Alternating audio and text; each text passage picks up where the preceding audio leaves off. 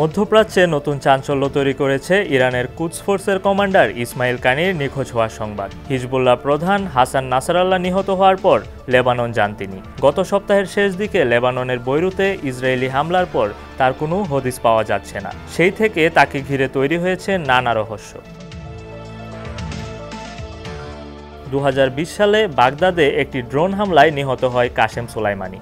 ইসমাইল কানি ছিলেন সোলাইমানির ঘনিষ্ঠ সহচর। তার মৃত্যুর পর উত্তরসূরি হিসেবে কানিকে বিপ্লবী গার্ড কর্পসের বিদেশি সামরিক গোয়েন্দা প্রধানের দায়িত্ব দেয় তেহরান। সেখানে কানির অন্যতম কাজ ছিল মধ্যপ্রাচ্যের পাশাপাশি বিশ্বের অন্যান্য অঞ্চলে তেহরানের আধাসামরিক বাহিনীদের সহায়তা করা।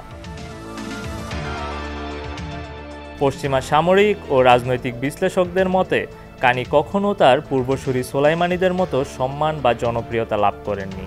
একই সঙ্গে ইরানের মিত্রদের সাথেও ঘনিষ্ঠ সম্পর্ক বজায় রাখেননি, যে কারণে তার পরিচিতি অনেকাংশেই কম।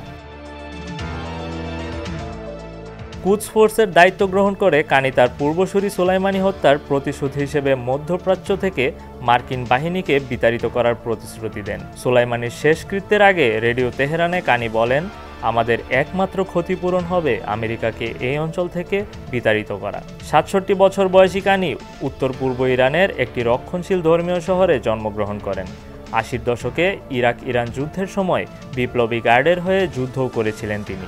আফগানিস্তান, পাকিস্তান সহ ইরানের পূর্ব সীমানা ছাড়িয়ে বিদেশি অভিযানও করেছেন কানি। তবে ব্যক্তি হিসেবে সোলাইমানির মতো জনপ্রিয় নন তিনি। অনলাইনে কিংবা ফাঁস হওয়া কূটনৈতিক মাধ্যমগুলোতেও তার সম্পর্কে সচরাচর তথ্য পাওয়া যায় না।